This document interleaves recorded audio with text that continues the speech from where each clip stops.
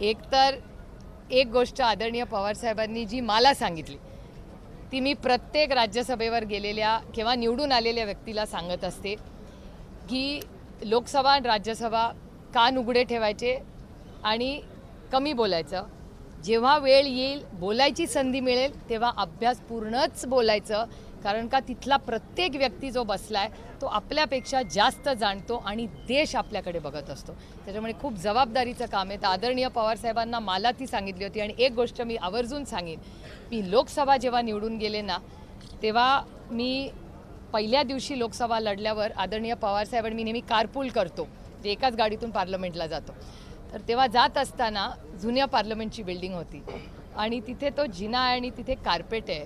गाडी एका मागे उभी होती आणि मला ते पोर्चमध्ये जाताना मला अजूनही तो दिवस आठवतो. मला म्हणले होते, ही शिडी जो चढतेस ना तू?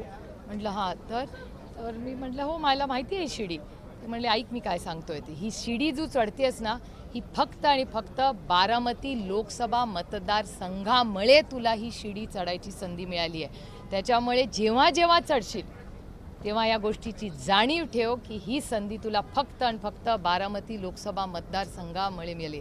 जोपर्यंत त्या भावनेशी इमानदार राहशील ही शिडी आयुष्यभर चढू शकशील. त्याच्यामुळे मला असं वाटतं पार्लमेंटमध्ये आम्ही जे कोणी जातो, लोकसभा असू दे किंवा विधानसभा, ही संधी आम्हाला कुणामुळे मिळाली ह्याची जाणीव ठेवण्याचा एक प्रांजळ प्रयत्न आम्ही करतो. जो सल्ला माझ्या वडिलांनी मला दिला तो मी एक आत्या म्हणून, एक बहीण म्हणून, एक सहकारी म्हणून जर विचारलं तर प्रत्येकाला मी देते. आहे गोकुळचं श्रीखंड, अगदी जिभेवर रेंगाळणारं. जिभेवरच नाही तर मनावरही रेंगाळणार. गोकुळ श्रीखंड, मनावर रेंगाळणारं.